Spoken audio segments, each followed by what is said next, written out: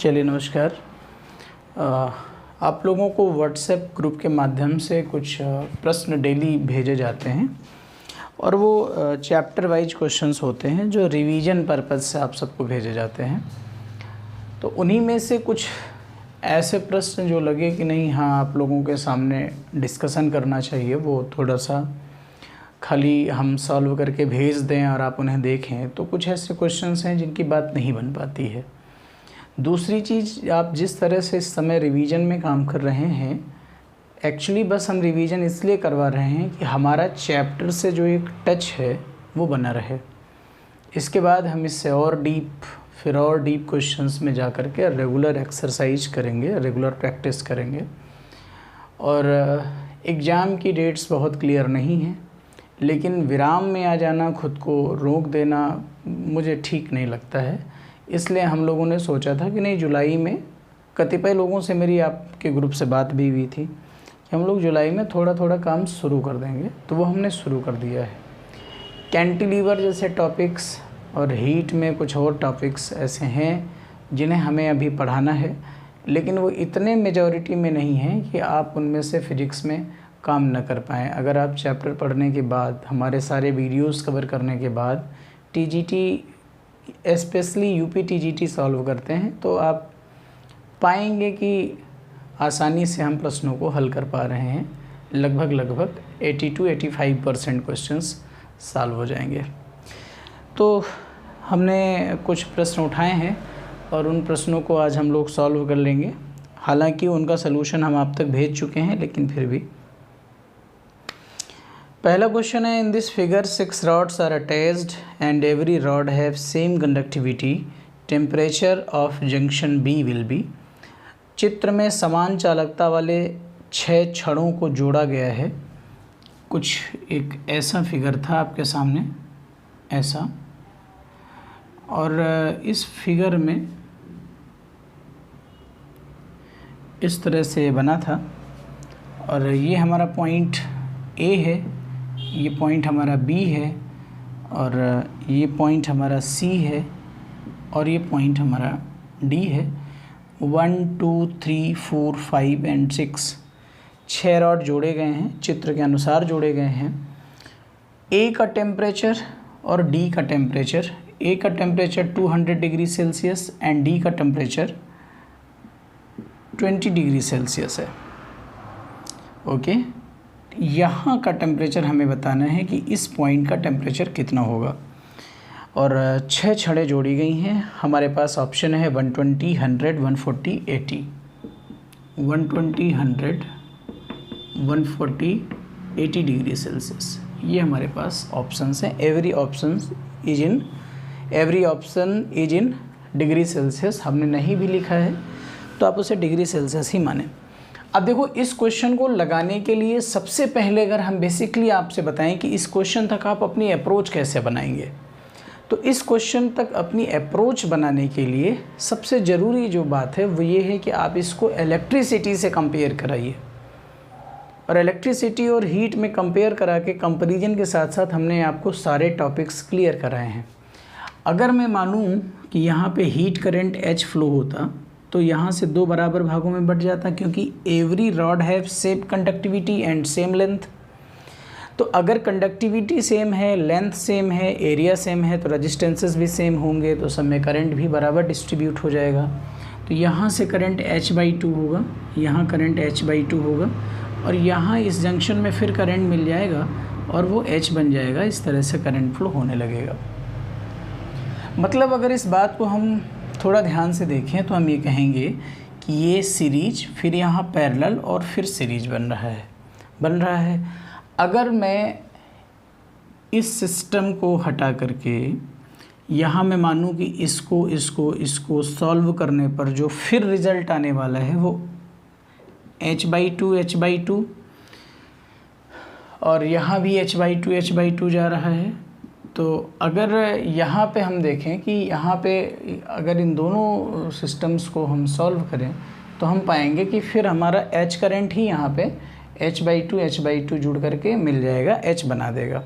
क्योंकि ऊपर H/2 है, नीचे H/2 है, तो आप इन दोनों को ऐड करिएगा तो 1/h/2 plus 1/h sorry current है तो डायरेक्टली जोड़ेंगे h/2 प्लस h/2, तो यहाँ h बना देगा, तो यहाँ पे h जाने लगेगा। यानी मैं अगर इसको अंदर इस तरह से जोड़ दूँ तो ये भी, अगर ये लेंथ l है तो ये भी लेंथ l होगी, यह भी लेंथ l होगी। अब हम इस फिगर को एक नॉर्मल फिगर का रूप दे सकते हैं लाइक दिस, ऐसे, और ये पॉइंट A हो सकता है, ये B हो सकता है, ये C और ये D, और यहाँ का टेम्परेचर 200 डिग्री सेल्सियस है और यहाँ का टेम्परेचर 20 डिग्री सेल्सियस है। लेंथ सबकी हम L मान लेते हैं, L एंड L। तो हम यहाँ पे जानते हैं कि टेम्परेचर ग्रेडियंट अगर हम फॉलो करें, जैसे हम ताप प्रवणता कहते हैं, तो ताप प्रवणता का मतलब हमने आपको ये भी बताया था कि आप एक चीज़ ये देखिए कि टेम्परेचर किधर से किधर ले रहे हैं, दूसरे पक्ष में भी वैसे ही लीजिए। बस आपको कुछ नहीं देखना है, आपको देखना है कि 200 minus 20 by length L that is 3L equal to, अब इन दोनों के बीच में भी टेम्परेचर ग्रेडियंट सेम होगा, किन्हीं दो सिरों के मध्य तापांतर और लंबाई का अनुपात। अगर टेम्परेचर ग्रेडियंट की बात आ रही है तो किन्हीं दो सिरों के बीच का temperature difference upon the length between that points हमेशा इक्वल आएगी। इनके बीच निकाल लीजिए, इनके बीच निकाल लीजिए, इसके बीच निकाल लीजिए, इसके किसी के भी बीच निकाल लीजिए, टेम्परेचर ग्रेडियंट सेम आएगा। तो चूँकि यहाँ का हमें टेम्परेचर निकालना है, इसलिए हम 200 माइनस T और बाई लेंथ L कर देंगे। ठीक, हम आपको अभी जो पीछे बता रहे थे वो ये बता रहे थे कि अगर आप पहले इधर 200 लिख रहे हैं, मतलब इधर से इधर जा रहे हैं और इधर का टेम्परेचर पहले लिख रहे हैं, तो फिर यहाँ पर भी इधर का ही टेम्परेचर पहले लिखिएगा। ऐसा मत करिए कि T-200 आप कर दें, ठीक है ना। यहाँ ये से डिलीट हो जाता है और ये हमारा आएगा 180 और ये हमारा 600 माइनस 3T, तो 3T इक्वल टू 600 माइनस 180 और 3T इक्वल टू 420 आएगा एंड T इक्वल टू आएगा 420 बाई 3 एंड ये आ जाएगा 140 degree Celsius. Option C is correct. Once again मैं इस क्वेश्चन को समझाता हूँ, जिसको कम समझ में आया है। एक जगह आपको कम समझ में आया होगा, वो ये है कि सर आपने इसको फिर एक रॉड कैसे बना दिया। मेरे भाई यहाँ पे h/2 दो भागों में बट रहा है और करंट दो भागों में बट रहा है। इसका मतलब ये हुआ कि इसके ये पैरेलल सिस्टम में जुड़े हैं। सबके रेजिस्टेंस अगर सेम माने तो हम ये कहें R है, ये R है, ये R है, ये R है, तो सबका रेजिस्टेंस अगर इन चारों का कैलकुलेट करेंगे तो फिर R ही तो आएगा। भाई मान लीजिए इसका रेजिस्टेंस R है, R है, R है और R है, तो R 2R, R 2R, 2R 2R अगर आप पैरेलल में जोड़ेंगे तो फिर R हो जाएगा। तो मतलब एक रॉड के ही तो इक्वल हुआ, इसलिए मैंने इन दोनों चारों चीज़ों को हटाया और एक रॉड मान लिया। ठीक, इस तरह से इसका आंसर 140 डिग्री सेल्सियस आएगा। अगला क्वेश्चन हमारे पास है जिसमें लिखा हुआ है एक वायुमंडलीय दाब 1 एटमॉस्फेरिक प्रेशर पर किसी कमरा में जिसका आयतन 40 मीटर क्यूब है।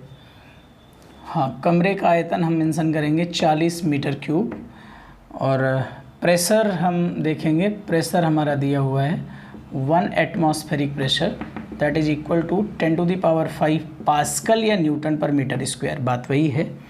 दो प्रेशर के यूनिट और होते हैं, आप लोगों को पता होगा, एक बार होता है और एक टॉर होता है। ध्यान रखिएगा इस बात का, और इसके जो भी कन्वर्जेंस हैं उनको भी याद रखिएगा क्योंकि ये क्वेश्चन आ सकता है। तो दूसरी चीज़ 1 एटमॉस्फेरिक प्रेशर कहीं कहीं 1.013 × 10⁵ Newton per metre square accuracy में आता है, इसको भी आप लोग ध्यान रखिएगा। लेकिन फ़िलहाल यहाँ पे 10⁵ पास्कल लिखा हुआ है। इंटरनल एनर्जी आपको बतानी है और हवा की इंटरनल एनर्जी बतानी है। मेरे भाई internal energy of any gas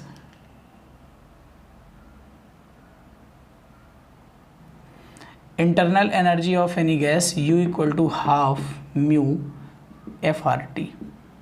okay, तो यहाँ से अगर हम प्रेशर और वॉल्यूम को देखें तो हम गैसेस इक्वेशन से PV इक्वल टू RT से RT की जगह पे PV शिफ्ट कर सकते हैं हाफ, और म्यू को 1 इन्होंने कहा है, डिग्रीज ऑफ फ्रीडम F है और इसकी जगह पे PV। एक भाई ने हमसे क्वेश्चन किया था कि सर ये कैसे रिकॉग्नाइज करेंगे कि ये डायटोमिक है या पॉलीएटॉमिक है या मोनोएटॉमिक है।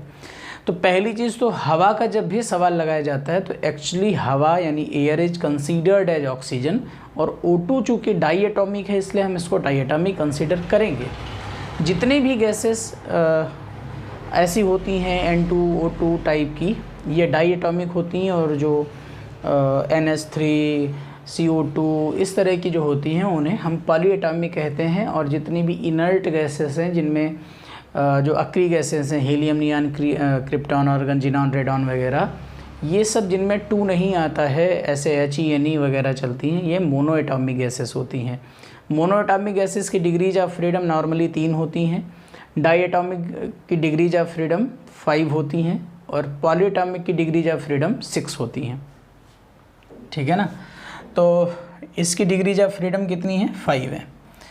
तो oxygen is considered as air, तो हाफ F की जगह पे हम 5 कर देंगे, और P की जगह पे हम कितना कर देंगे? 10 to the power 5 and that is 40।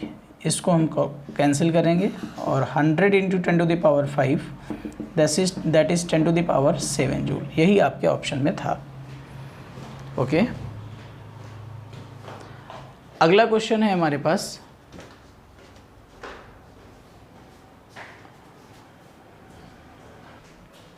जी। तो अगला इसी में क्वेश्चन है, इसके ऑप्शंस दिए हुए थे तो वो आप लोग ऑप्शंस कर सकते हैं। अगला क्वेश्चन है, गुरुत्वाकर्षण क्षेत्र में ऊष्मा का संचरण होता है in gravitational field heat transmission. Heat transmission के 3 प्रोसेस हैं, ये भी आप जानते हैं। आइए उनको भी हम डिस्कस कर लेते हैं।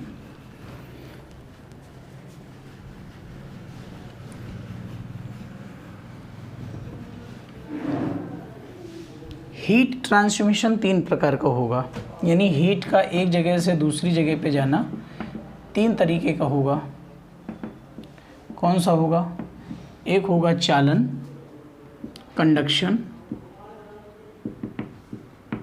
एक होगा संवहन, कन्वेक्शन, और एक होगा विकिरण, दैट इज रेडिएशन। अब इसमें कह रहा है कि कौन सा ऐसा प्रोसेस है जिस प्रोसेस में ग्रेविटेशनल फील्ड का उपयोग होता है। This is very interesting question, और इस क्वेश्चन को हमने अपने लेक्चर में शामिल किया है। जब आप लेक्चर देखेंगे तो आपको ज़रूर ध्यान आएगा। कंडक्शन में क्या होता है? कंडक्शन में मॉलिक्यूल्स एक दूसरे को हीट ट्रांसफ़र कर देते हैं without shifting their own place. अपने निजी प्लेस को छोड़े बिना वो हीट को ट्रांसमिट कर देते हैं। बस वो गर्म हुए और टेम्परेचर डिफरेंस के कारण आगे हीट ट्रांसफ़र कर दी, जैसे हम कहते हैं अणुओं के संघट्ट द्वारा हीट का ट्रांसमिशन होता है by collision of molecules. Molecules के कोलिजन के द्वारा जहाँ पे हीट ट्रांसमिशन होता है that is conduction.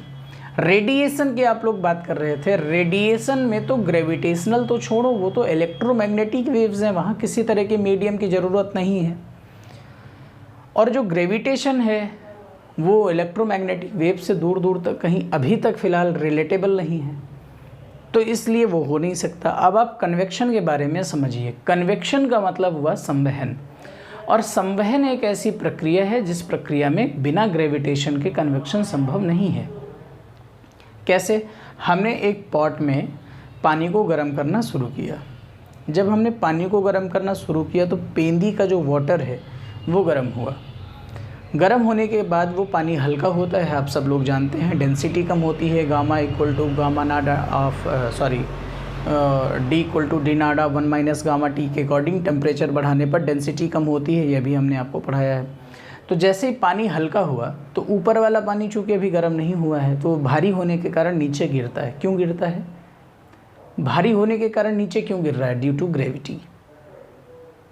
Due to gravity. आप कमरे में संवातक का प्रयोग करते हैं, जैसे हम एग्जॉस्ट कहते हैं अंग्रेजी में। उस संवातक का कॉन्सेप्ट क्या है? गर्म हवा ऊपर उठती है। क्यों ऊपर उठती है? क्योंकि वो गर्म होती है इसलिए वो हल्की हो जाती है और ठंडी हवा उसका स्थान घेरती है। ये बात हाँ हम सब लोग जानते हैं। है ना। स्थलीय समीर और समुद्री समीर भी इसी के उदाहरण हैं संवहन धाराओं के। तो संवहन एक ऐसी प्रक्रिया है जिसमें ग्रेविटेशन का उपयोग किया जाता है, राइट। अगले क्वेश्चन में हम चलते हैं।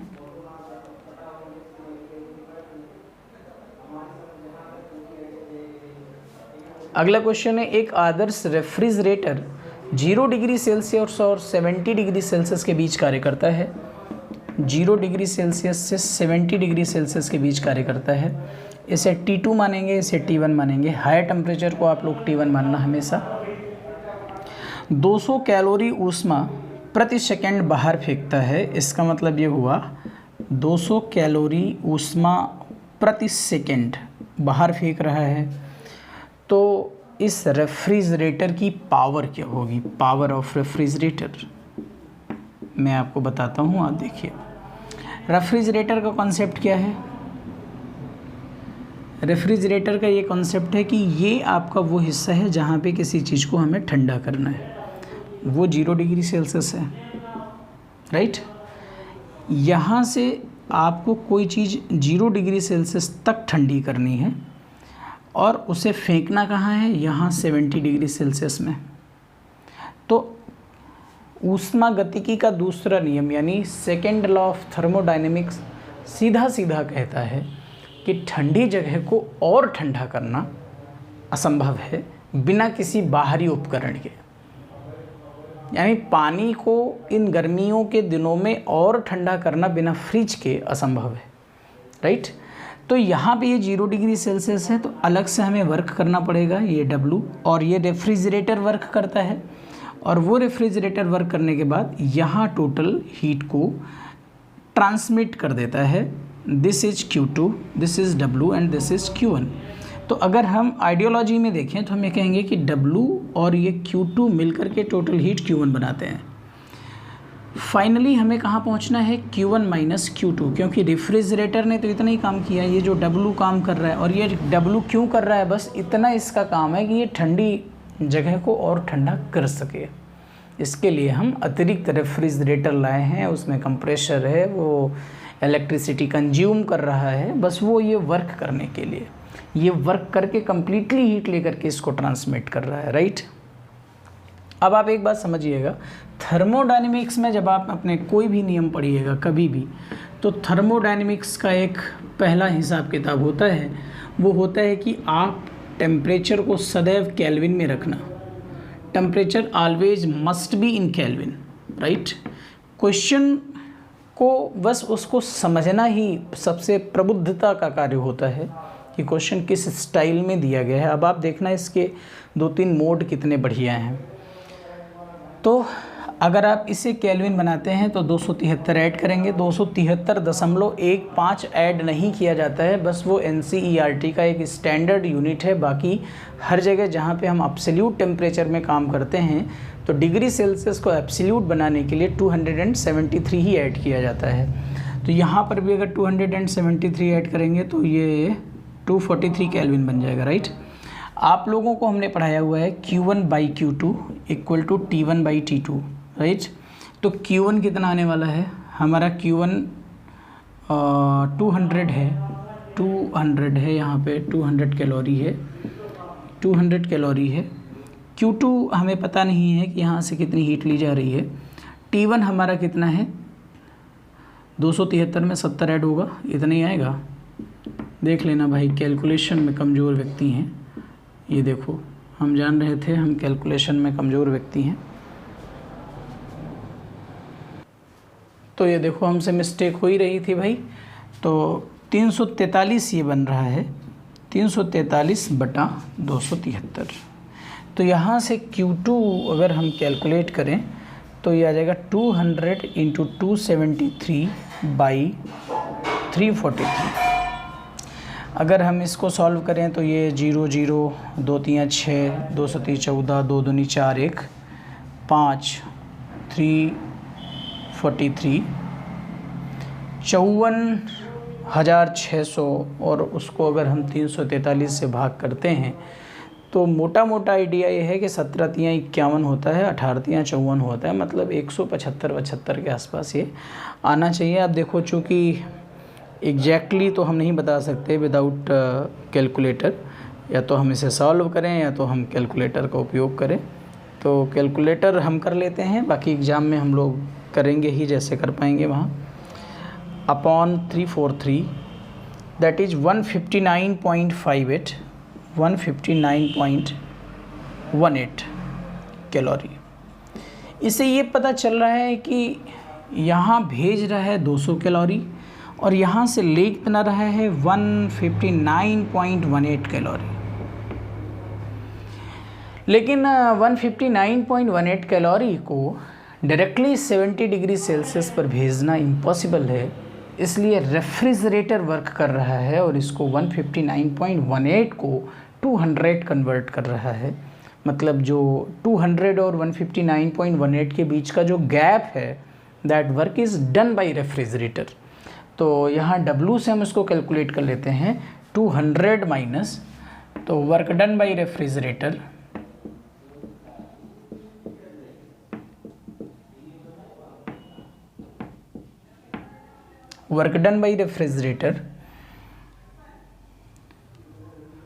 W equal to 200 minus 159.18.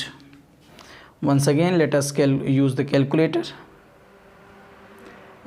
200 minus 159.18 40.82 calorie per second. Now this is very interesting that it is a normal direction for all of us, that a unit conversion is the very important game, very important role to solve the questions. And during solving the questions it is very important to understand about the conversion of units. अब आप देखिए answer आपका वाट में है और पूरा game calorie पर second में चल रहा है। अगर वंस अगेन प्रथम दृष्टया हम इस क्वेश्चन को देखें तो हमारा लगता है कि यहीं से हमने गलत हल किया हुआ है, लेकिन इनफैक्ट वाट में आंसर लाने के लिए हमें इसको जूल बनाना पड़ेगा। Means will have to multiply this value with 4.18 और 4.2, या तो हम इसे 4.18 से गुणा करेंगे या फिर हम इसे 4.2 से गुणा करेंगे। तो किसी से हम गुणा कर लेते हैं 4.18। सो आंसर इज़ द 170.6276 वाट, या अब इसे जूल पर सेकेंड लिख सकते हैं, और जूल पर सेकेंड ही हमारा क्या होता है, वाट होता है।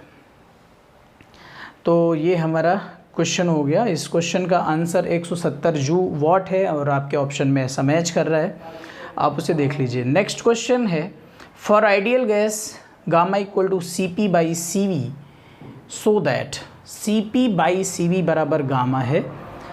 तो आपके पास 4 ऑप्शंस थे, उन 4 ऑप्शंस में आपको किसी एक सही आंसर को क्लिक करना था, और चारों ऑप्शंस की मूल बात आपको हम बता देते हैं।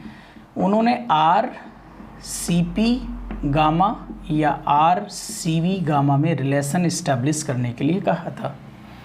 चारों ऑप्शंस में सिर्फ आप यही बात देख रहे हैं। तो भाई गामा इक्वल टू होता है CP बाई CV। हम लोग क्या करते हैं, हम लोग दोनों रिलेशन को इस्टेब्लिश कर लेते हैं, कोई एक रिलेशन मैच कर जाएगा, काम ख़त्म हो जाएगा। तो यहाँ से अगर हम 1 माइनस कर दें दोनों तरफ, CP minus CV by CV बन जाएगा। एंड मेयर का फार्मूला ये कहता है CP minus CV equal to capital R होता है। तो gamma minus 1 equal to R by CV और gamma equal to 1 plus R by CV, और ये डायरेक्ट आंसर आपके ऑप्शंस में है, हमें और काम करने की ज़रूरत नहीं है। आइए आगे चलते हैं।